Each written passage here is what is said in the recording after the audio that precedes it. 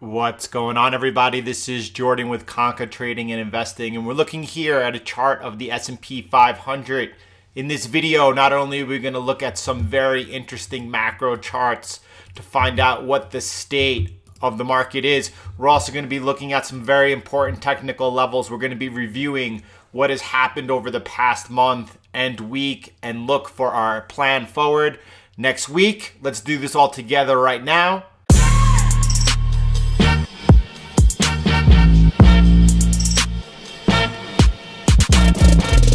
All right, you can see we're starting here on the daily time frame. A couple of things that I want to bring to your attention. The first is I want you to focus on this current range that we're in. You could see this bottom area of support, and then also this top area up here. And right now we are closing at the very top of that range. Now that's not resistance right here per se. You could see in this whole area where we did protrude above it, but we do have an area of resistance coming up that we will be taking a look at. The first thing that I want to get into with you right now is looking at what happened as the monthly candle has now closed.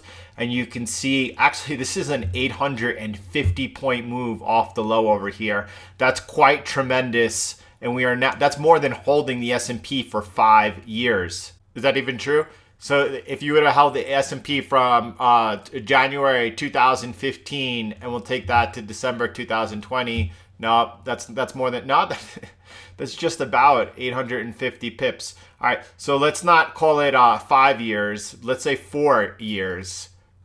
The amount of points that we've made in the past 2 months is more than someone buying and holding would have made over the past 4 years. That is ridiculous. Now, all right, so you can see that's quite a bullish candle that we put in here on the monthly, and we've covered a lot of space over the last 2.5 months. Let's also move down now to the weekly, and I want you to see that we've had 2 big, nice candles back to back, closing near the highs over here.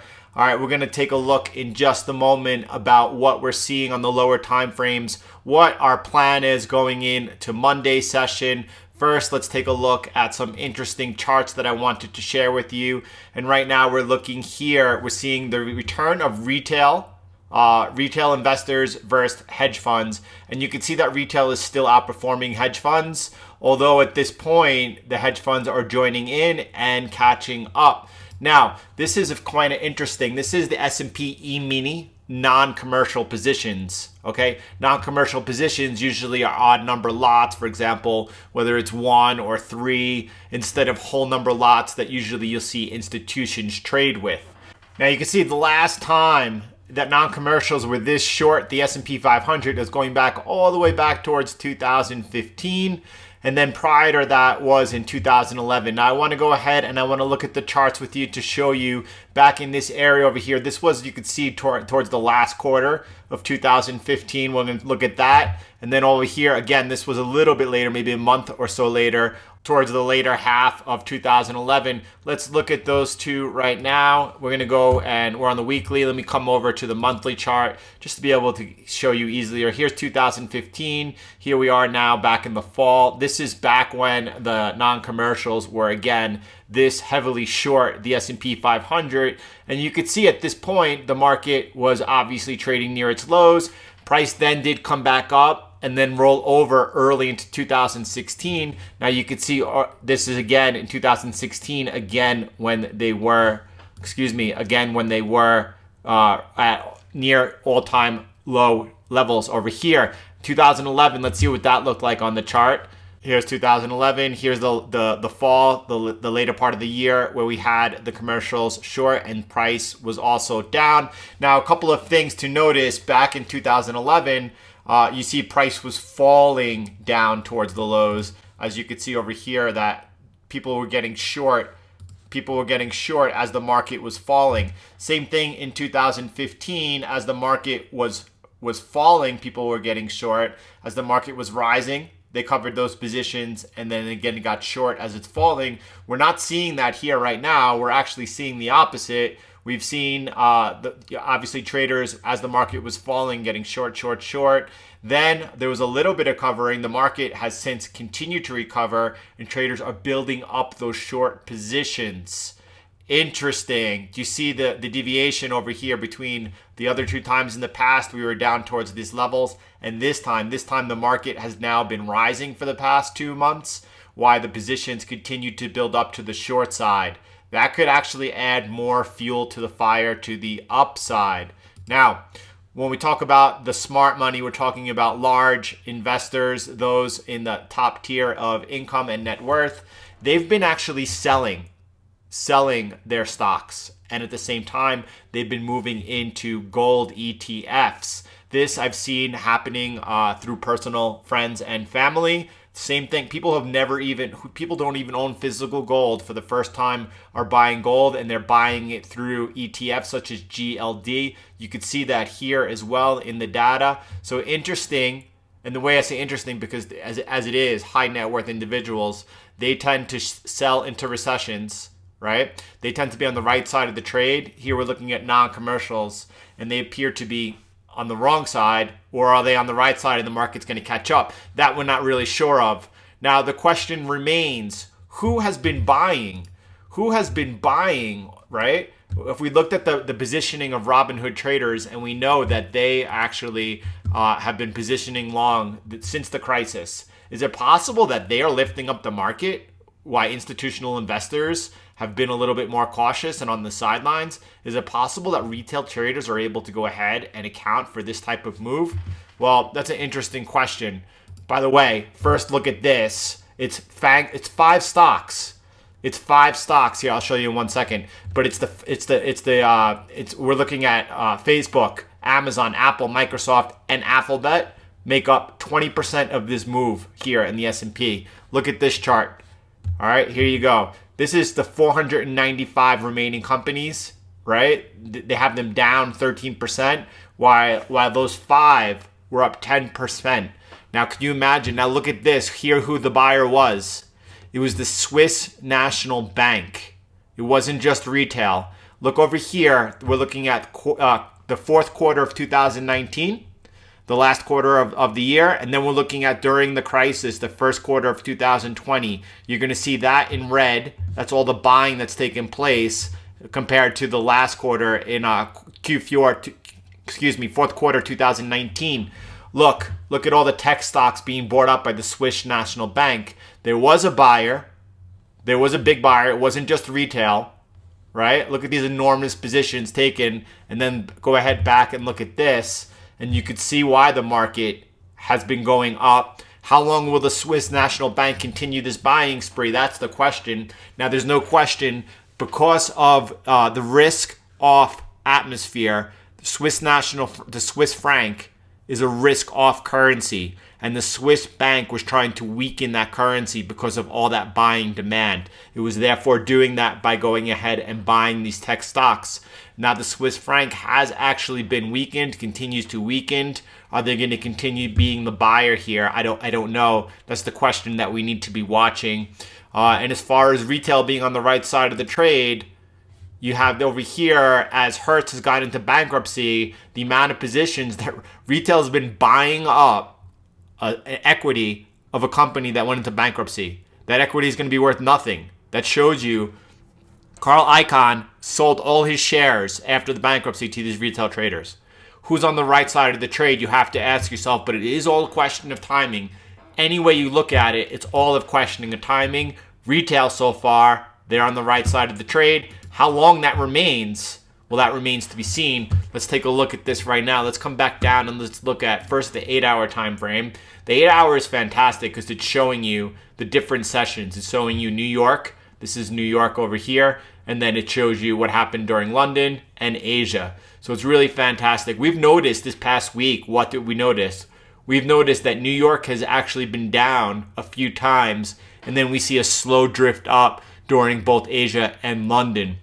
Not on Friday. On Friday, actually, both Asia and London were down, and then New York bought it up. Interesting. So what we really need to be asking ourselves right now is how long this current environment is going to continue. We saw on Friday some really important pieces of information that we need to be aware of. We saw, first of all, there's 2 things that the markets are really worried about. And right now, as you know, in bull markets, the markets climb a wall of worry. there are only two factors that could really affect the market right now. And that's number one, if there's any type of resurgence in lockdowns, specifically in the United States. If you start seeing any type of second wave that causes further lockdowns, as Fed Chairman Powell has been very vocal about, including as late as this week, saying that could really bring significant damage to the recovery and the economy. Now, I personally don't think the odds of that happening come until the fall. We really have to watch out in September as everyone returns to school, as we hit the flu season, whether or not we see any type of resurgence. That's definitely something to be worried about. The other thing was the relations between China and the United States. And on Friday, President Trump had called a press conference to talk about China. The market said that his reaction wasn't that bad. They were worried that further sanctions might be put on, that might continue to escalate the situation. Really, he was just verbal. And the market said, all right, risk on. All right. And we continue to go risk on. What does that mean? We all know that above this trend line over here,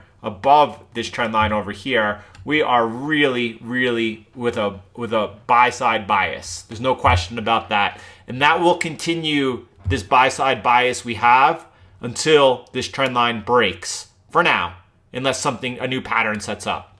Now, at the same time, we are also towards the upper end of this channel that we have been trading in now for quite a while, right? So until we break to the upside over here or to the downside, right now you have to get concerned that we're getting a little bit overbought.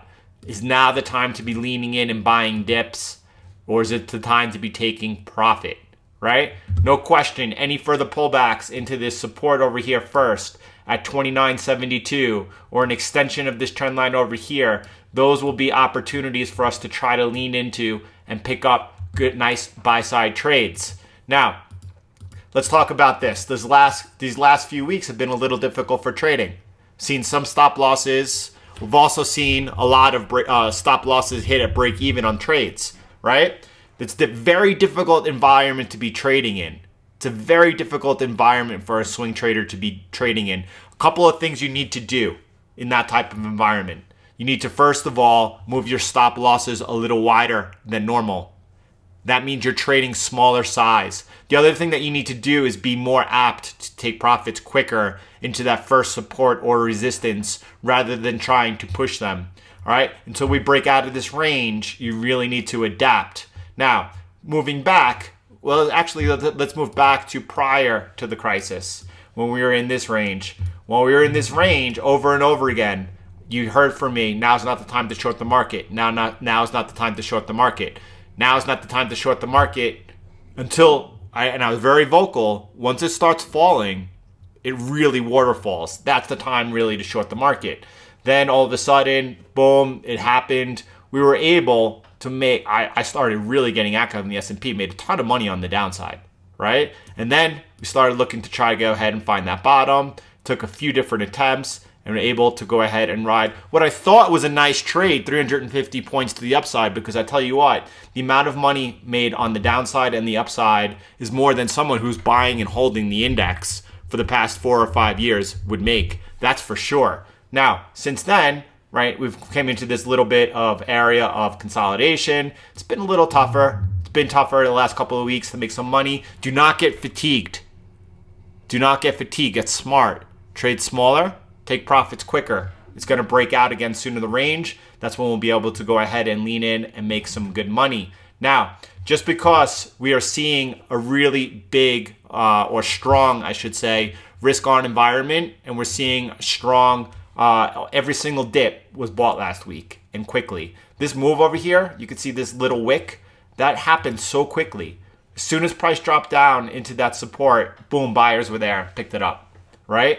Just because you see something happening doesn't mean it's going to continue to happen. Normally by the time you recognize it, that's it. So be careful. Over in here, as we got extended over here, watch out. Watch out. This line of resistance I have at 30.96, that's just a guide. That's not really strong resistance. I don't want you to focus on that level. Often when we're looking at our trend line support and resistance, you'll see price come right to that level. and then be rejected. Do not look for that. That's just a guide. I want to show you really quick because it comes into play this next week.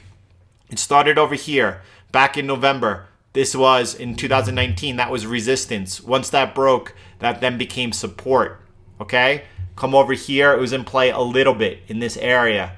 That's why I have this line there right now. Again, I'm telling you ahead of time, I do not think that point, that 3096, is an exact support or resistance to worry about next week. First time I think you've heard that from me, but that's what it is this week. This is just a guide. More so, focus on this, right? Focus on this. This is when we're getting really overbought above this current trend line over here. It does coincide with this area, and it's an area of resistance that we're worried about. So just be careful. It's not the time to lean in and chase here on Monday. A couple of things have developed over the weekend, specifically in the United States. We are seeing civil unrest take place across the nation. It is really severe. It is really out of hand. I have to be honest, I thought that the civil unrest we were going to see, and we might see in the future, was going to be because of economic reasons, right? As the economy continues to deteriorate, and I'm not talking about the markets, I'm talking about the economy, what's going on down on the street, people being able to pay their bills and feed their families. The unemployment numbers are at historic rates. Now, as this continues, the possibility of seeing civil unrest for economic reasons, that is something that could be another black swan that the markets really will not be able to shake off. I don't know what the effect on the markets is going to be from this weekend's civil unrest, and it's just coming from injustice, not from economic reasons. It's different. People are fed up. People are responding to injustice. All right? Yeah, absolutely. It could have an effect on the market. I'm not sure what type of effect it will have. We're going to wait and watch what happens on Monday. Will definitely, because it's a big deal, I'll update you through the trading view. I'll include that in the Telegram Sunday evening as Asia prices in what's happening over the weekend in the futures markets. Now, what's most important is not for some type of news event to take place and then for you to think how the markets will react to it. No. Actually, it's for you to be aware of the news event and then watch how price reacts. We're going to find out whether or not the market is paying any attention to that as the futures open up, or whether or not it is something that it's finding that it's going to use because we are getting overbought here as just an excuse to reset itself. At that point, we'll reevaluate and we will look where we could lean in. Now, I want you to know that just be careful.